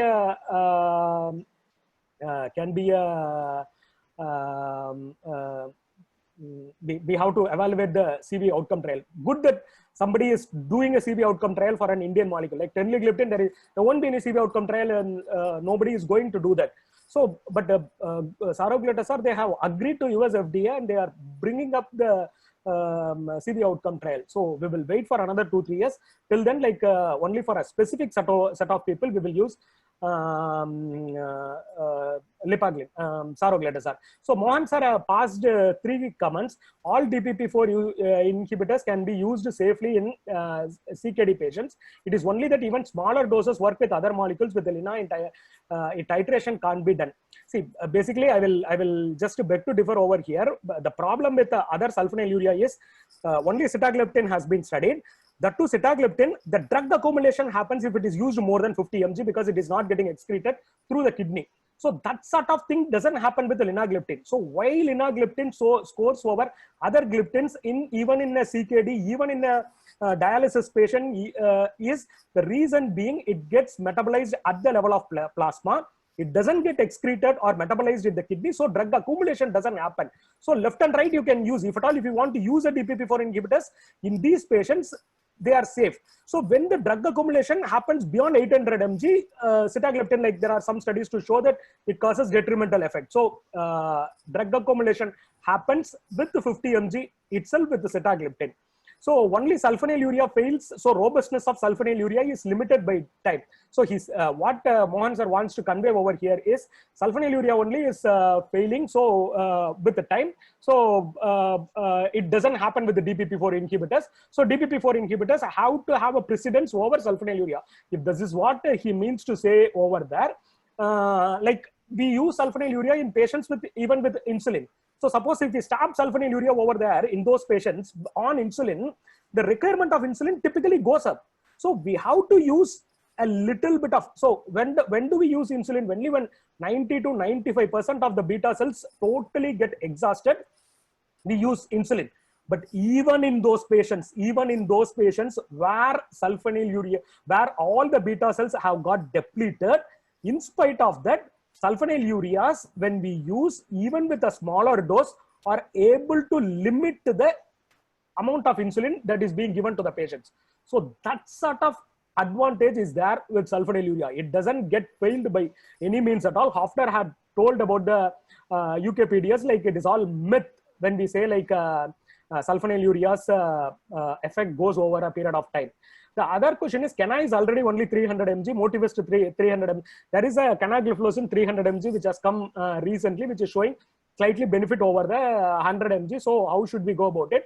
Motivist 300 mg, 10 tablets cost about 1000. Like, do you want to use it? I don't think like we don't want to use such things. Empagliflozin has shown tremendous data compared to Motivist 300. So we can use over there. Suppose if at all, if you want to use, we tried to make it very, very simple.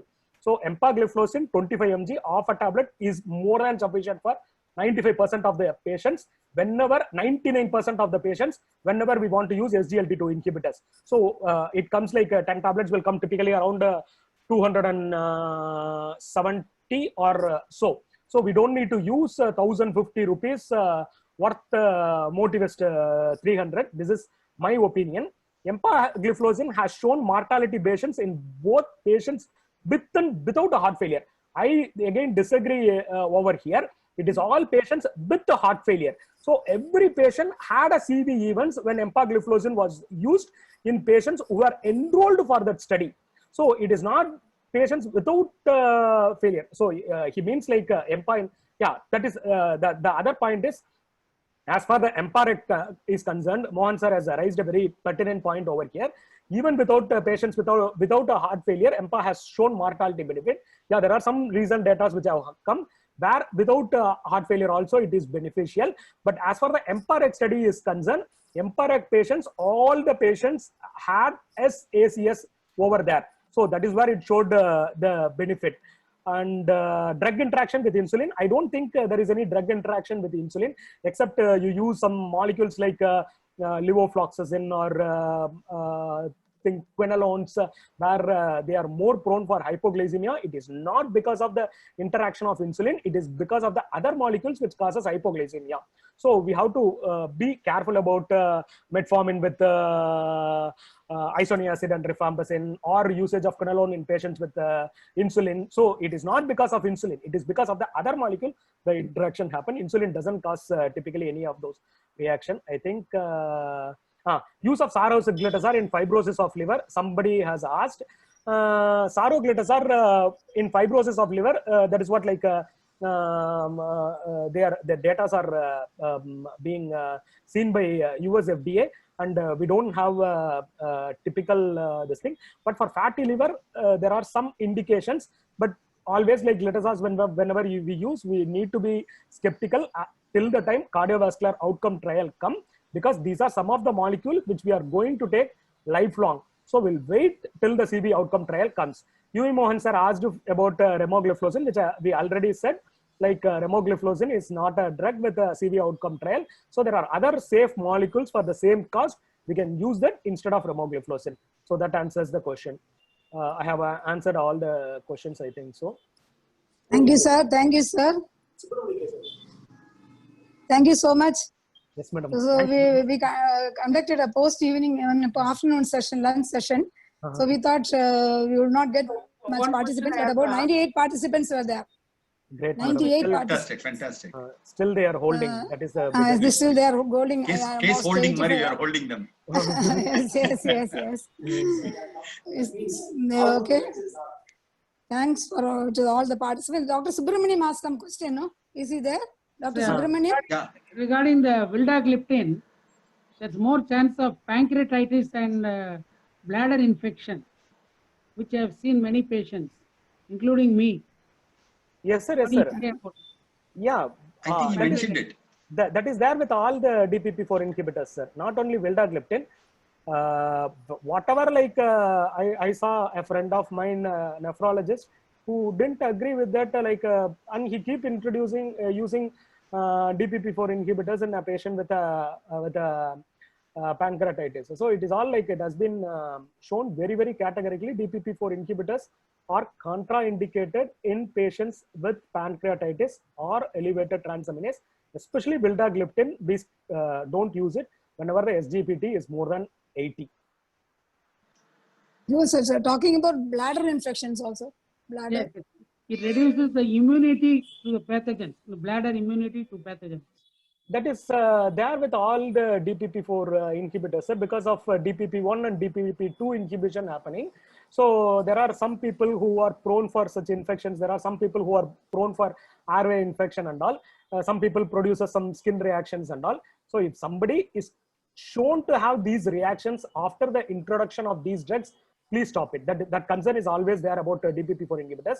But the chances are, I think it is very minimal, probably 1 in 100 we may see. But there is definitely an association. If something new reaction happens because of DPP-4 inhibitor in the form of an urinary tract infection, or in the form of an airway disease, or in the form of skin reaction, we need to think like it is because of drug interaction, and we should be willing to stop it and use an alternative. Okay, The sir. alternative need not be a DPP-4 inhibitor. Sir, one question, sir. Have you used PCSK9 inhibitor for dyslipidemia? PCSK9 is there was a patient who was with a friend and again a cardiologist. We tried to use it for a patient with a homozygous hypercholesterolemia. So surprisingly, like the company which is using Repatha, the company which is marketing this molecule, they wanted to do a genetic study before using this. So we did a genetic study free of cost. It costs about 60,000 rupees, and they were willing to do that study without any extra cost. And we use a genetic study also that showed like homozygous hypertriglyceridemia. It is there in her, runs in her family. His son is suffering. His daughter is also suffering. Surprisingly, this patient had an ACS, and for that patient, because of cost constraints, they didn't use it. And they used an Estimib. It worked. Okay. So my experience with Repatha is only this patient, for whom also, though it was indicated in spite of a genetic study, we didn't use it. But surprisingly, she responded to Estimib, and she is doing well even today. For past 2 years, we are following it. So any other questions? Any other questions? Then we'll close the session. Actually, all the speakers, Dr. Gauri Shankar, the other speakers, and Dr. Kailash, all gave a very wonderful speech. In fact, I know from my childhood days, I have listened to Dr. Kailash's speech. Yeah. So this might be new to other doctors for his humor, sense of humor. but I got used to it. And I have learned a lot of things from Dr. Kailash also. So thanks for the doctors who have spoken very well. And during a Sunday, it is very nice that around 100 doctors have participated in the meeting. I thank all the presidents of all the IMA club and the secretary of IMPI for conducting this wonderful meeting. Thank you so much. Thank you. Thank you. Thank you, Nadesh. And on behalf of IMPI, IMA, thank you, Nadesh. Thank you, Hello. madam. Thank you, madam. On behalf of IMPI, IMA, Thenabad, Marina, and Metro branches, our sincere thanks to MedPiper Technologies, because they helped us a lot with this webinar. In fact, they only conducted this. Thank you, Soumya. Thank you, Nitin. Meet in live soon. Thank you. Yeah. Yes, Thank we you, will. Dr. Subramaniam. Thank you, Dr. Girija, madam also. Yes. Okay. Thank you. Thanks a lot. Have a good Thank you Thanks. very much. So we'll close the session. Okay, Thank you, madam. Kailash. Thanks. Thank you, thank you, thank you, sir. Thank you, sir.